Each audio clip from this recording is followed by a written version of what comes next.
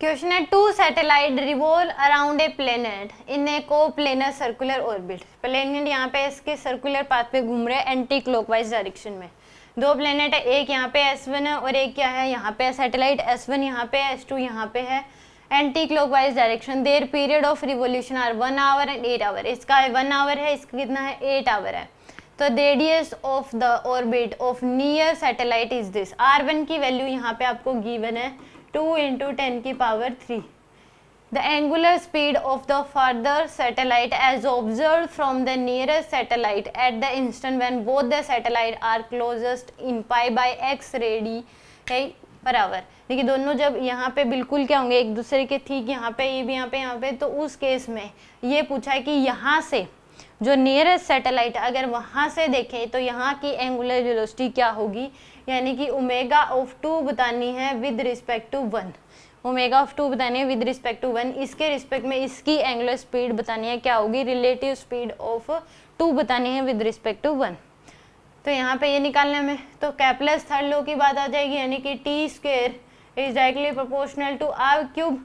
तो T1 bye में T2 इस पूरे का स्क्वायर इक्वल टू आ जाएगा R1 बाय में R2 का क्यूब।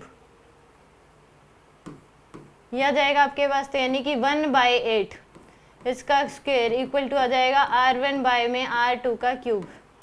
तो आ जाएगा 1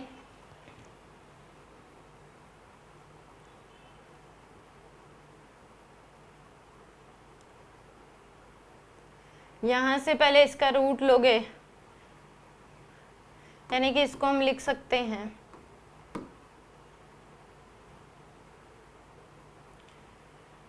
1/8 है, तो 1/2√2 इक्वल टू आ जाएगा R1 बाय में R2 का क्या आ जाएगा क्यूब आ जाएगा। R1 बाय R2 का क्या आ जाएगा क्यूब, सॉरी स्क्वायर है, इसका रूट नहीं है स्क्वायर है। तो आ जाएगा 1 बाय में 64 इक्वल टू R1 बाय में R2 का क्या आ जाएगा क्यूब आ जाएगा। अब दोनों साइड क्या ले लो, क्यूब रूट ले लो, तो आ जाएगा 1/4 equal to R1 bye R2। तो यहाँ पे R2 की जो वैल्यू है वो आ गया आपके पास 4R1 के बराबर। R2 की वैल्यू क्या आ गई 4R1 के बराबर, ये आपके पास आ गई। तो V1 की जो वैल्यू है वो आ जाएगी 2πR1 बाय में T1। तो V1 की वैल्यू आ गई आपके पास 2π। R1 की वैल्यू कितनी है 2 × 10⁻3 डिवाइड बाय में T1 की वैल्यू 1।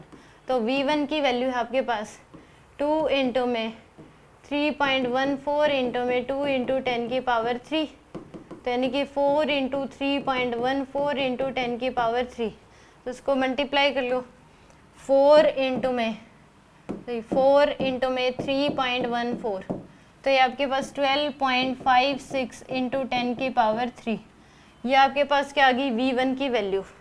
अब V2 की वैल्यू निकालनी है, तो V2 क्या हो जाएगा आपके पास 2πR2 बाय में T1 T2, तो यानी कि यहाँ से 2πR2 की वैल्यू है 4R1, तो 4 × R1 की वैल्यू है 2 × 10⁻3 डिवाइड बाय में T2 की वैल्यू है 8। तो आ जाएगा 2 से 2 कैंसिल, तो 3.14 × 2 × 10⁻3, तो यहाँ से आ जाएगा 82.6 × 10⁻3। ये आपके पास आ गई V2 की वैल्यू। तो ये V2 की वैल्यू आ गई हमारे पास। अब इस केस में relative velocity of 2 with respect to 1, यानी कि V1 माइनस V2 ये बतानी हमें, तो इसको पाई की टर्म्स में ही रख लो। ये आ जाएगी आपके पास 4π के बराबर 4π × 10⁻3, और ये आएगी 2π × 10 की पावर क्या आ जाएगी 3, क्योंकि आंसर पाई में ही दे रखा आपको। तो यहाँ से आपके पास 4π × 10⁻3 में से माइनस कर दो 2π × 10⁻3, तो आ जाएगा 2π × 10 की पावर क्या आ गया 3। ये तो वेलोसिटी आ गई, बट इसने एंगुलर स्पीड पूछी है, तो omega of 2 with respect to 1, तो ये क्या आ जाएगी V1 minus V2 divide by में R1 माइनस R2। तो V1 माइनस V2 की वैल्यू कितनी है 2π × में 10⁻3। R1 माइनस R2 की जो वैल्यू है, R2 की वैल्यू क्या है 4R1 के बराबर है, तो यानी कि 4R1 R1 माइनस R2 की वैल्यू है आपके पास R2 की जो वैल्यू है वो हमारे पास है 4R1, तो R1 की वैल्यू R1 माइनस 4R1, तो आ जाएगा 2 पाई इंटू 10⁻³ बाय में -3R1। तो यहाँ से ये R1 से तो ये वैल्यू कैंसिल हो जाएगी, तो माइनस का π/3, तो x की जो वैल्यू है वो क्या आ रही है हमारे पास 3 के बराबर, तो आंसर आ जाएगा इसका 3।